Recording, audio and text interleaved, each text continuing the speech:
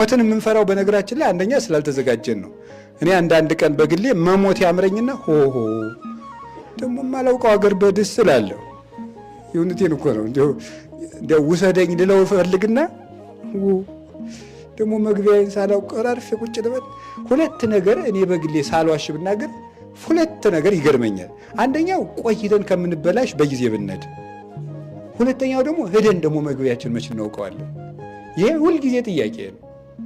ብንሞት ሲኦል ይቆየናል፣ ስንቆይ ደግሞ እየተበላሸን ተቸገር እና በጣም ብቻ እግዚአብሔር ይማረን። እስቲ እግዚአብሔር ይማረን፣ እግዚአብሔር ይማረን። ግን ዋስትና አለን፣ አይዟችሁ። እኔ ልላችሁ የፈለግኩት እንዲህ ያለ ጠላት ነው ክርስቶስ ያስቀረልን። የመጨረሻው ፈርሶ በስብሶ መቅረት፣ ፈርሶ በስብሶ መቅረትን ክርስቶስ ብቻ ነው ሊያደርገው። እግዚአብሔር አምላካችሁ ስለ እናንተ ይዋጋል፣ እናንተም ዝም ትላላችሁ።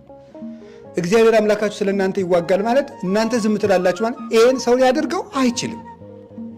ሙስና መቃብርን ማጥፋት ፍጡር አይችልም።